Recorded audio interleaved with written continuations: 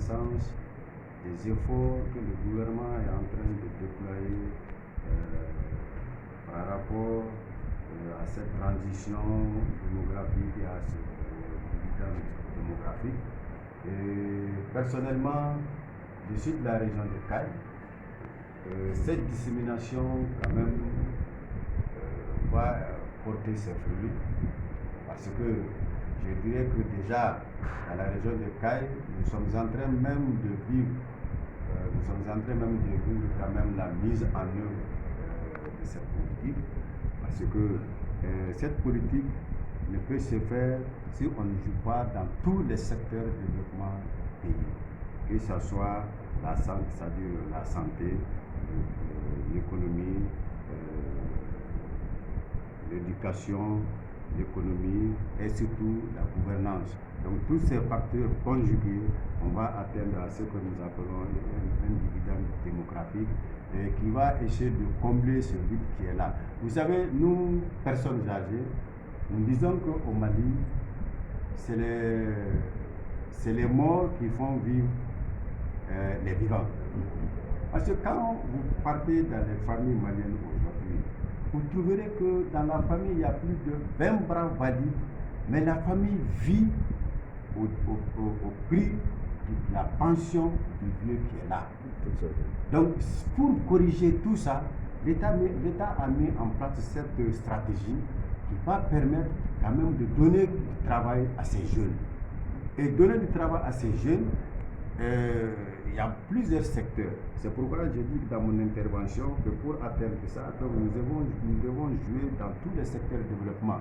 Et par constat, peut-être que je dirais que cette dissémination est venue un peu en retard, parce que déjà dans la région de Caille, nous assistons, nous pas quand même, dans nos cercles, dans nos communes, nous avons des ONG qui sont en train de travailler dans ce domaine bien précis, en créant de l'emploi pour les jeunes. Par exemple, quand je prends, il y a un projet qui est dans la région de Caille aujourd'hui, le projet Yélé, qui est en train de jouer sur la santé de reproduction. Nous avons aussi des projets qui sont là, qui sont en train, par exemple, les projets FIER, les projets inclusifs, qui sont en train de créer des emplois pour les jeunes ruraux, pour les fixer dans leur localité, en leur apprenant l'entrepreneuriat rural. Donc tout ça, c'est pour aboutir à ce dividende démographique. Donc c'est pour vous dire que vraiment cet atelier va renforcer, parce qu'on était là-dedans, mais on ne savait pas que c'était ça.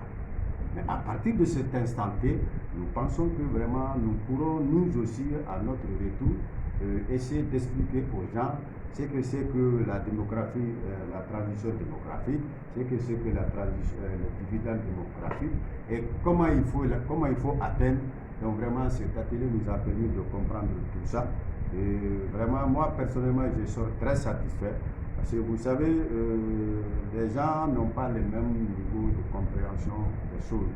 Bon, peut-être que ça va être un peu compliqué pour certaines personnes, mais vraiment je suis très content. Et ceux qui sont venus de Bamako, nous avons vu que c'est des gens qui maîtrisent le domaine. Ils nous ont expliqué en long, en large, avec des exemples bien précis de notre société. Même des fois, ils le font en langue nationale bambara, pour permettre à tout le monde de comprendre le sujet. Donc vraiment, avant de terminer, ce que je demanderai quand même à l'État, à ses partenaires, ce que nous venons de faire au niveau régional, d'essayer de le faire, même si ce n'est pas au niveau communal, mais de le faire au niveau des cercles. Comme ça, tout le monde va comprendre et tout le monde va adhérer.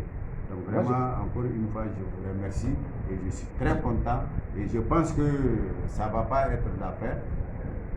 Moi, je crois qu'avant de terminer ça, vous êtes l'un des acteurs clés de cette dissémination. Est-ce que vous avez pensé à faire ça dès le retour dans votre commune?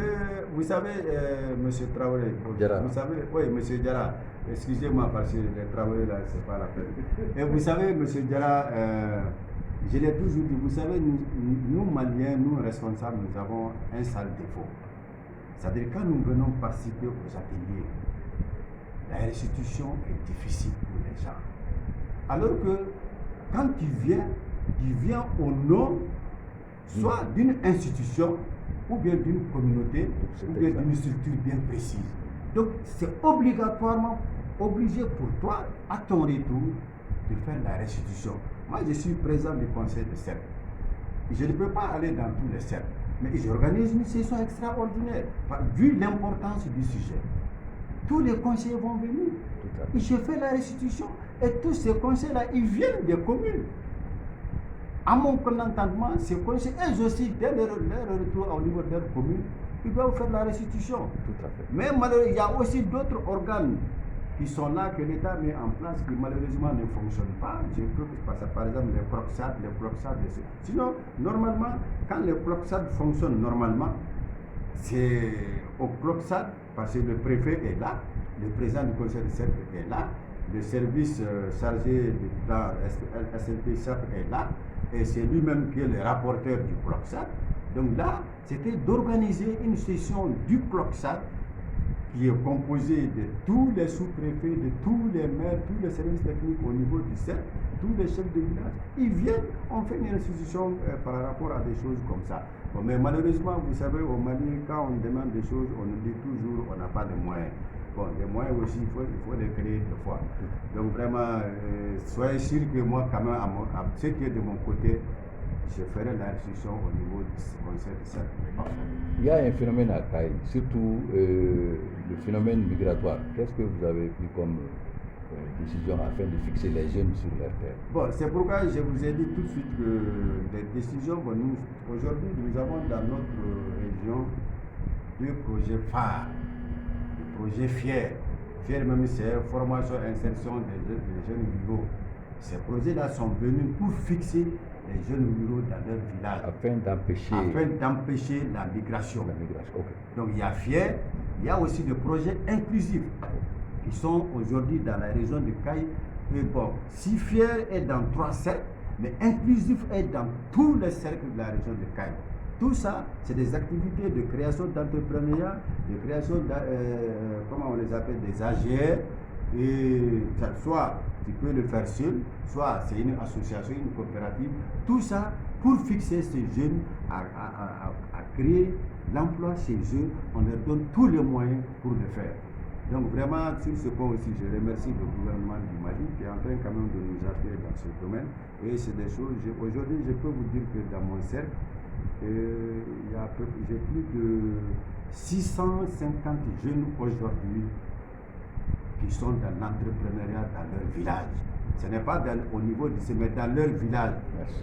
Et c'est des projets qu'eux-mêmes, ils ont initiés, ils ont été formés, monté leur plan d'affaires par des ONG, payés par ce projet. Et aujourd'hui, là, ces gens-là, ils sont en train de prendre, non seulement ils se prennent en charge, mais ils prennent aussi leurs enfants. Je vais vous dire, Diarra, quelque chose. Vous savez, à travers le projet Procaille, dans le cercle de Baflavé, on a mis en place ce qu'on appelle la psychiculture. C'est ça. Je vous dis que aujourd'hui, à Maïna, nous avons et à Manantali, nous avons des jeunes aujourd'hui c'est-à-dire qui ne dépendent plus de personne. La psychiculture, c'est ça.